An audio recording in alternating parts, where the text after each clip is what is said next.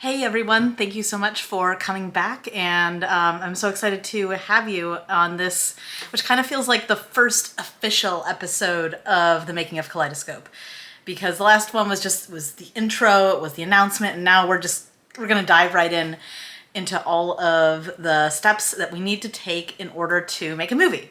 That's what I'm going to talk about today. So, because I love analog things, a tactile feel of pen on paper, I have my pens, they're very colorful, and I have my notebook.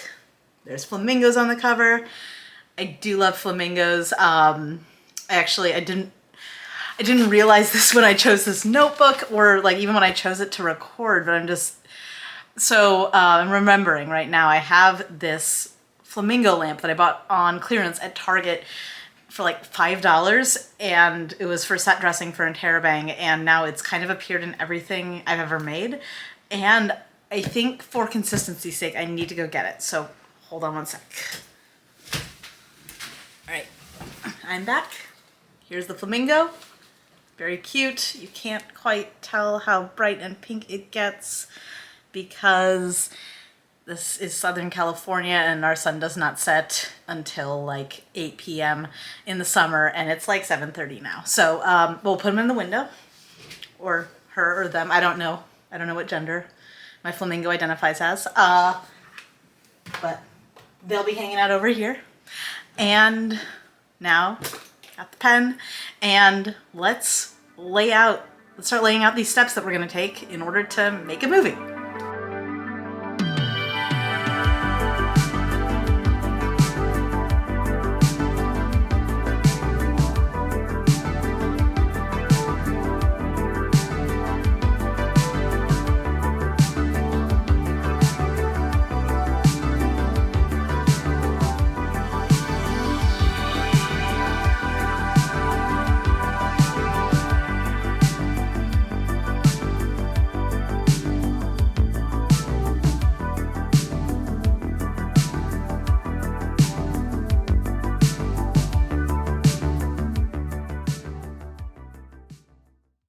So, we got our paper, we got our pens.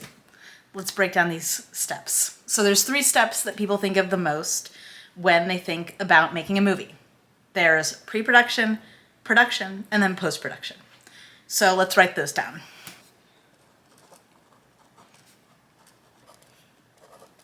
And I can't believe this is like the nicest my handwriting has ever looked.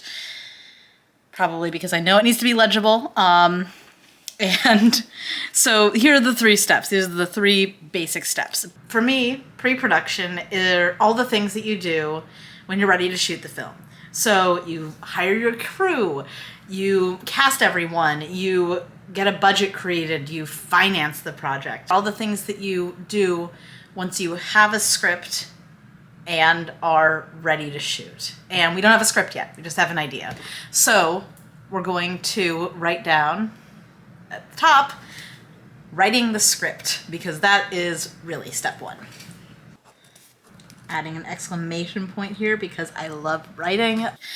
And then post-production is where you get your editing done and then your sound mixed and the color graded so everything looks nice and shiny or gloomy depending on how you want it to look. We're gonna Kaleidoscope, I have some ideas for what the color's gonna look like, but that's more in that, later. And then add your music, add your sound effects, any visual effects that you need. And once you're done with that, you'll have a whole movie.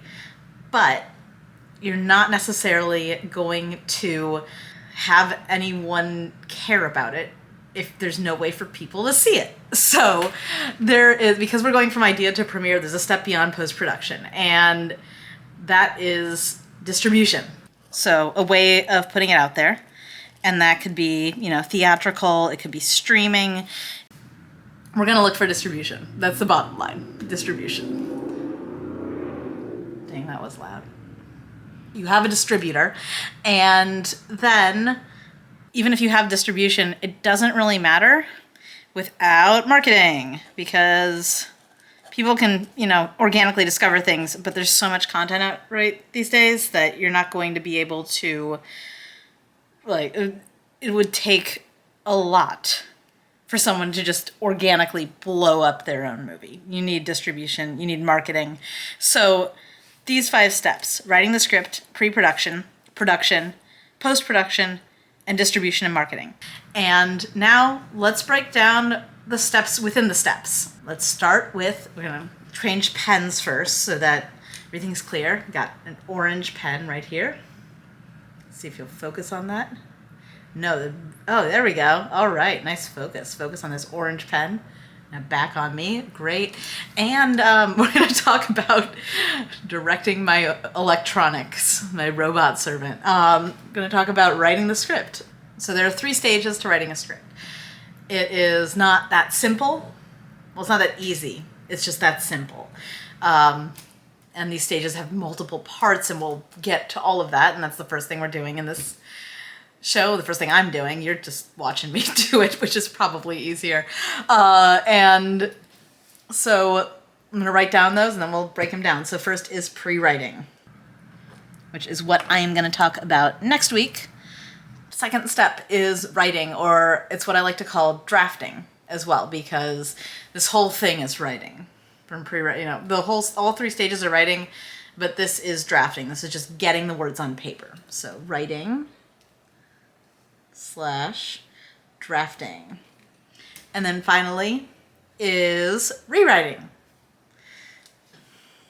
So 3 steps: pre-writing, writing, rewriting. Right now I am in the pre-writing phase, which to me means all of the stuff that I do before I write a script. It is figuring out who the characters are, getting the relationships set, which is really important in a romantic comedy. And then I do a really detailed outline. I love outlining. I love having beat sheets. Getting all of those ideas down before I start to write actually frees me during the drafting process to discover new things about the characters, to find jokes, to find funny moments, to write those lines that just crush me. The other thing the outline does is allow me to draft really, really fast. About 10 pages a day when I'm writing. I know that is a lot. I am not saying that this is the only way to do it. This, like I said at the beginning, like this is how I'm doing it. It's not how you should do it. But in the writing process, I get really antsy. And if it feels like it's taking me forever to get these words on paper, it's not fun for me anymore. Because when I'm writing, it's like story time, and I'm telling myself the story. And if it takes me too long to tell the story, I get bored of the story. So I do 10 pages per day, and an average screenplay is about 120 pages, although I know it's shorter these days, but I write long, and in my film, when I film, I actually film shorter than the 1 minute per page because I have a lot of snappy dialogue. Love His Girl Friday and Aaron Sorkin's Patter. That's the kind of stuff that I write. So my 120-page script is, an hour 45. It's not 2 hours. And so if it takes 10 pages per day, get roughly 120-page script, that'll take me about 2 weeks to complete. 12 days. But let's say 2 weeks. So it takes me 2 weeks to just draft the script out. Finally, we get into rewriting, and where writing and drafting is taking the form that I've created in the outline and turning it into something physical, and the idea of it there. Rewriting is just honing in on it, taking a chisel and working that lump of stone or clay. I've never sculpted in my life, so excuse this terrible metaphor. But it's taking this thing that I have that's close to what I want it to be, and finding ways to make it better, not just really focusing it and getting these character voices right, but also making jokes funnier, or finding something that happens in Act 3 and ensuring that there is a seed planted in Act 1 so that the amazing moment in Act 3 hits even harder and just crushes you in the throat with emotion or laughter. I've gotten real dramatic. I'm a writer. I'm not a speaker, even though I'm doing this show right now. As much as I have a set amount of time for writing and drafting, every single thing I write is different. The only constant I know is that I have to outline for the best result, and I love drafting fast. Other than that, every single script, every single novel, everything I've ever written, I learn something new from it. I have to find a new process to make it work. And what this process is for Kaleidoscope, I have no idea yet. We'll find out. But rewriting, that's the final step. And once that is done, once I go through all my writing groups and really feel like I have the thing that was in my head as much on the paper as possible, then we'll move on to pre-production. All right, so now we are in pre-production. There's a lot of stuff that happens in pre-production, and a lot of it happens at the same time or is kind of one thing's dependent on the other, and then so you get one thing done and then the other one kind of follows, and then it's a bit of a mesh. It's a bit of a mess. It is all about planning and setting yourself up so that the shoot itself goes really smoothly. So here are some of the things we're going to be worrying about in pre-production. First thing, you hire a line producer to budget out the script, because remember, pre-production is everything that happens once the script's ready. A good line producer is worth their weight in gold, and they will figure out how much it's going to cost to shoot the script that I wrote, and then what I will probably do is go rewrite the script so that it is within my budget. And the budget that I'm shooting for Kaleidoscope, I want to keep it in the SAG ultra low budget arena. So we're looking at $75,000. That's about how much I want to spend to make this movie. And I want it to be SAG. And I also want it to be IATSE. So SAG is the Screen Actors Guild, and IATSE is the union that represents a lot of the trade workers in Hollywood. So set decorators, script coordinators, editors. There's all, like, IATSE is sort of the catch-all guild, and it encompasses a wide variety of people who are really fantastic at their jobs. And I want to work with unions in order to get those get approval for that. I'm going to have to do some paperwork. I need to do, let's write legal down. So I have to get an LLC to start the, to make sure that no one can sue me if something goes wrong. And then speaking of things going wrong, insurance. That's something I have to make sure to buy. Making movies, not all glamour. A lot of boring paperwork. Who knew? Actually, I know. After that, I can cast. I love meeting actors. I love working with actors. It's my favorite part about directing, is getting to build relationships between people and make these characters that I've written come to life. And as much as I love working with actors, casting is not my favorite thing because it's a lot of work. And I would love to hire a casting director, because whenever I put a breakdown out, I've been casting How to Fall in Love the Hard Way myself, because I don't have a $75,000 budget. I put a breakdown out, which is basically a call for an actor to play a certain role. Within the first 3 hours, I have 250 to 300 resumes and headshots and reels sent to me. It's a lot to comb through, and I want to give everyone an equal opportunity, but I just don't have the bandwidth to continue to do that. And I would love to hire a casting director who is someone who has relationships with actors and also loves doing that work of matching my vision of a character to the right group of people, and then coming in and watching the end of the auditions and meeting with people and all the things that I love to do.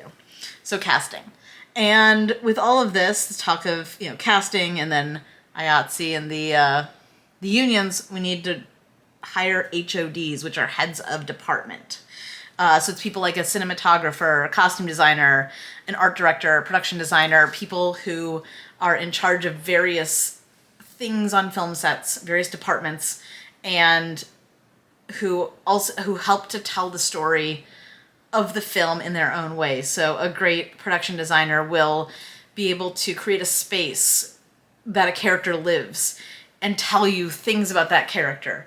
And a costume designer does the same thing with clothes. A hair and makeup artist does the same thing with their canvas with the actor's face, and the cinematographer obviously does it with light and movement. And I want to be able to hire heads of department very soon, and so we can coordinate and make sure that we're all on the same page telling the same story, and also figure out what's feasible and what's not. And hiring people costs money. So next thing is finance, which is all caps with an exclamation mark because it's super important. How am I going to finance this project? I have no idea right now. But one way that we could get money is to shoot a proof of concept. And a proof of concept is basically a long form trailer, or it could be a scene from the script that can show investors what the film is going to look like when it's finished, what it's going to feel like, who the characters are, and why they should put their trust in me as a writer-director to make something great that's going to make them money. That is something I would love to do. It is part of pre-production in my mind, even though it is shooting something, because it's not shooting the whole movie.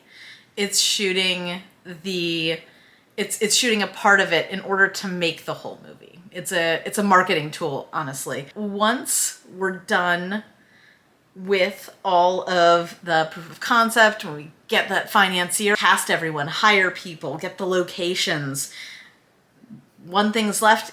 We need to make a shooting schedule. So have my line producer draft out a shooting schedule, which is where we're going to shoot things. It tells everyone where and when and what scenes and how long it's going to be. And then once we have all of this together, plus anything else that I know I'm forgetting, but there's a lot. Pre-production is all of this planning. There's a lot. Once we have all of this done, we get to go into production and make the damn thing. Okay, so now we've gotten all the work done in pre-production. We've done all the preparation. Now we get a reward. We get to shoot the movie. I love production. Production's great. So shoot it. We've probably done some rehearsals with the cast. I love that sort of thing. Walkthroughs with the director of photography and other crew to make sure we know where we're going to be, how we're going to set up. But really, production is super simple, and it's where all of the work that you did in pre-production gets to come to fruition. And for Kaleidoscope, obviously I'm going to have a schedule mapped out by my line producer before we get going, and this might change, but right now I envision that it's going to be an 18-day shoot, which is a very tight schedule, especially for a long script, like a 120-page script. But also one that I know works because when I was a development exec, I was on set at a lot of low-budget independent movies, and this 18-day shoot, which is over the course of 3 6-day weeks, was a great way to shoot movie effectively and do a good job of it and also be cost effective about it. So 3 6-day weeks. And Kaleidoscope is a very Los Angeles focused script. And so I want to shoot in LA. Not only is it where I live, but there's a ton of amazing crew here, great actors, and there's a party that is the center of the time loop that both the main characters are stuck in, is at a house in the Hollywood Hills. And that is a setting that's really difficult to replicate. And I know we could do, stock footage and whatnot, but I'm in LA. Let's shoot in LA. So once we get that 18-day shoot in the can, it's time to move on to post. All right, so we have shot our movie, it's in the can, and now it is time for post-production. So that's basically, all in all, it's basically 4 things. There's editing, and that's just, the putting of the movie together and making sure that everything's in the right order, it all makes sense, etc. Then, once the editing is done, we get to color, correction to make sure everything looks pretty and how it should look. And then also sound design. And sound design is so important for a movie. It is one of those things where if you ever listen to an unmixed film, you will sit, at least I will, because this is how I was before I realized it, sit there and listen and think, what is wrong with this? Why does this feel not real? Adding just little sound designers are magicians of immersing you in a world without you even realizing you've been immersed. This is where I apologize for my sound because I don't have an external mic for this camera, and you know what, we're gonna live with it because this is a vlog, and yeah, that's where I am right now. That's where I am with things. And then also we're gonna go with music.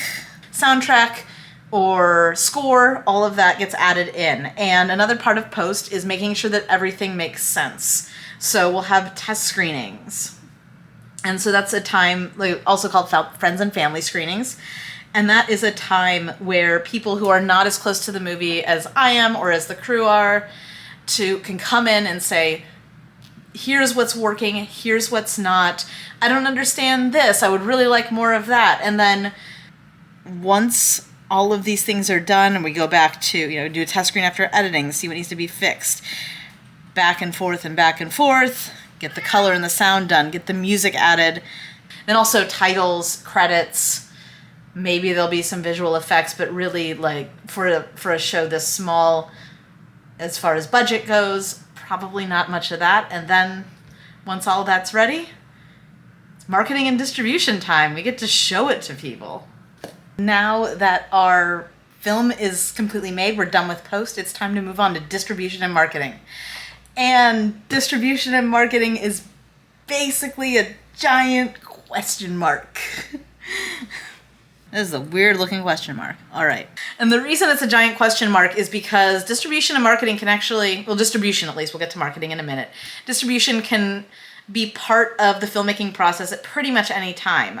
So I used to work as a development exec at a sales agency and production company. And the job of the sales agent is to find films that are in various stages of production and help finance them or help sell them to distributors.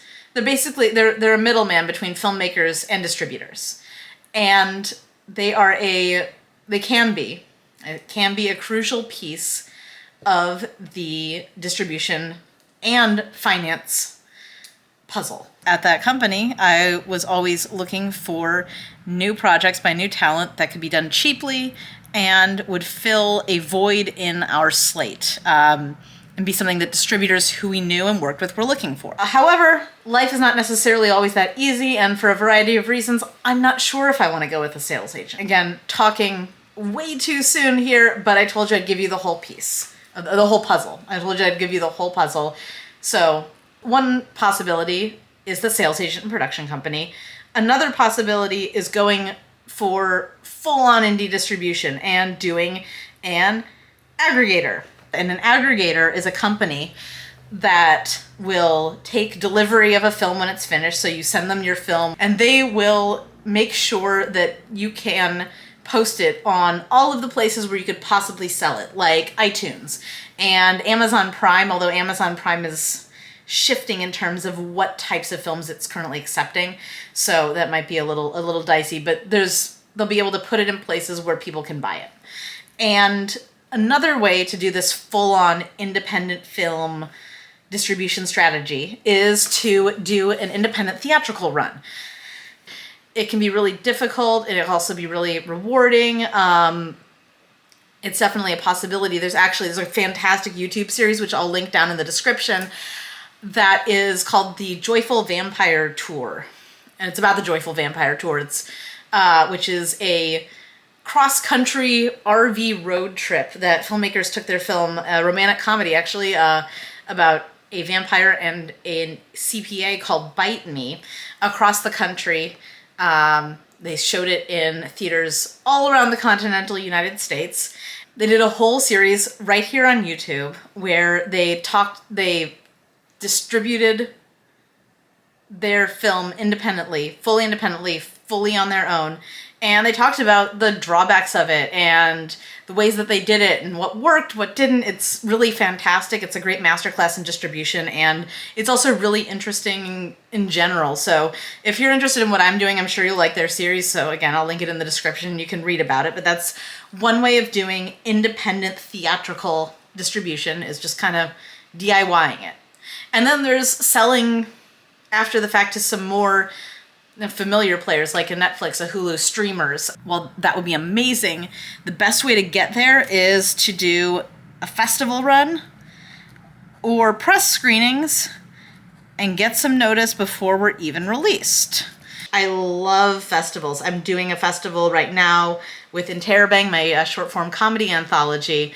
And let me tell you, I have gotten a taste of what it's like to be a feature film at one of these festivals, because so typically Interrobang, because it's a short form anthology series, is playing, they have one episode or two episodes that are selected, and they play in a block with one or two other episodes from a bunch of other web series that are usually thematically similar. And that's really fun, and I get to watch a bunch of great series made by other creative people who are in a similar place in their careers as I am. For the St. Louis Filmmakers Showcase, Interrobang was selected to play as a feature all 6 episodes, and because of that, I got a little bit like a special treatments, not maybe the right word, but they promoted me. I got a review. I got a published review of my show, which was amazing. It's the first press that I've gotten. It's up in my header on my channel page, but it says, can't wait to see what Feldman does with a bigger budget and a longer runtime. So I hope that the reviewer is watching right now so he can see that I'm going to be doing something with a bigger budget and a longer runtime. And I also got interviewed on the radio, and I didn't even try for this. I didn't, I'm a PR novice. I didn't try to get myself PR, and yet I got some press placement without even trying. So imagine if I put a little bit of effort into it, what it would be like. So festivals, to get notice, perhaps the notice will lead to a Netflix, an HBO Max, a Hulu, someone seeing this film and saying, yes, we want to distribute it. I'm going to streamers because as much as I would love a theatrical run for a low-budget romantic comedy, that just doesn't seem plausible in this era of theatrical distribution, in this era of COVID, all that. So that's the reality I'm living in. Another thing that could do is press screenings. So press screenings would give me that PR, and I'm not sure how to organize one, so maybe I would hire a publicist, get a PR agent. We're getting ahead of ourselves here because I don't even have a started script, let alone a finished film to talk about this sort of thing with. So we're on to the marketing part of this distribution and marketing segment. And listen, I hate to break it to you guys, but this series is marketing. Yeah. I know you're shocked. Yes, this series is marketing. This is something that I'm doing to try to get eyes on this film before it even starts. I really appreciate you watching and being a part of this, in part because your eyeballs are going to bring more notice to this film and make it more likely to happen. So yeah, this YouTube series is marketing, and that doesn't mean I'm not going to do everything that I've told you I'm going to do. It doesn't mean I'm not going to be candid. It doesn't mean that I'm going to try to sell you anything. All I want to do, I'm sharing this journey because, first of all, I want to. This whole situation, it's completely out of my comfort zone and kind of terrifying, so I wouldn't be doing it if I didn't want to. But also, this YouTube series, this will show people that I'm competent at directing, and that I have a passion, and that I have a voice, and I am a real person who people want to support. And so I really, truly appreciate you all sitting here, you all watching this, and engaging with me, interacting with me. And if you have any questions about this, I would love to hear them. But before, it sounds like I'm going to close out, but I'm not yet. Before we get to the end, I want to go back up to the beginning and talk about writing the script, because that's the first step. That's the next step. And all this distribution and marketing, like that, the strategy can wait, because I need a script before I do anything else. All right, so we have finished talking about all 5 steps: writing the script, pre-production, production, post-production, distribution, and marketing. And now let's just get back to reality. Originally, I had a hard deadline for myself of when I wanted to start production. I wanted to start production by the end of 2022. I wanted to actually have finished shooting this show by the end of 2022. So do production in, December of next year. However, a few things have happened. First of all, the Delta variant has gone crazy. COVID cases are spiking. Everyone, please get vaccinated if you're not, and if you are able to.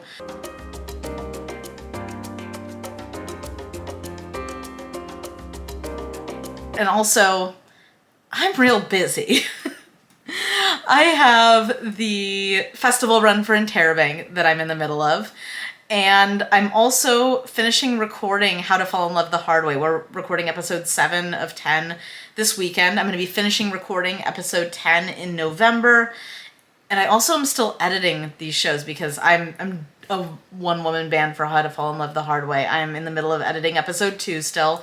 So I have a lot that's on my plate. I want to make this as easy and as fun and as good as possible. I only get one first feature, and I want it to be great. So I'm not putting any sort of hard deadline on the whole process, but what I am going to do is I'm going to start talking about deadlines and stages.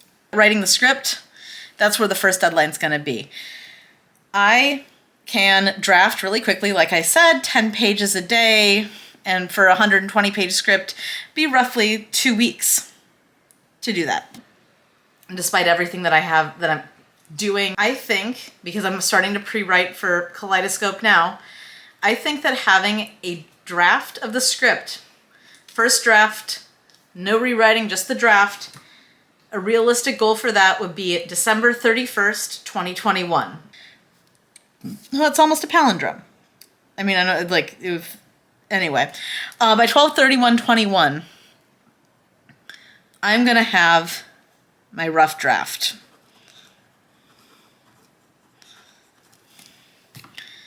So that's what I'm working towards now. And I hope you all hold me to that.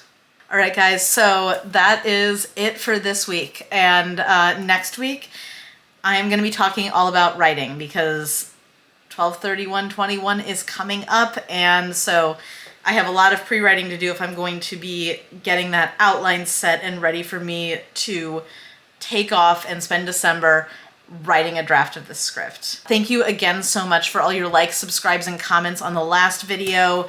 It was especially great seeing all of you who decided to introduce yourself, seeing where you're from, people from India and London, which is amazing. And also hearing so many of you are fellow filmmakers and creatives. It's really great to know that there are a lot of kindred spirits here on this journey.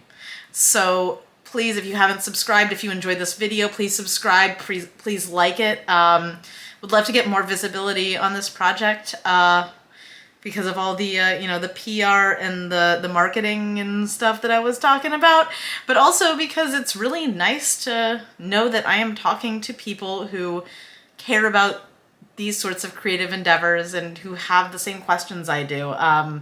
Writing and filmmaking can sometimes be a lonely business, especially during these COVID times, and especially as an indie artist. So I really appreciate all of you coming here, showing your support, and just like being interested in watching this. It's kind of mind-blowing, and it's so great that you're here. So I hope you enjoyed this video, and next week we're gonna dive, like I said, dive deep into craft. I'm gonna talk about my writing process, and I can't wait to introduce you to the characters of Kaleidoscope. So until next week, have a fantastic week, and can't wait to share Lee and Jonah with you. Those are their names, Lee and Jonah. All right, bye.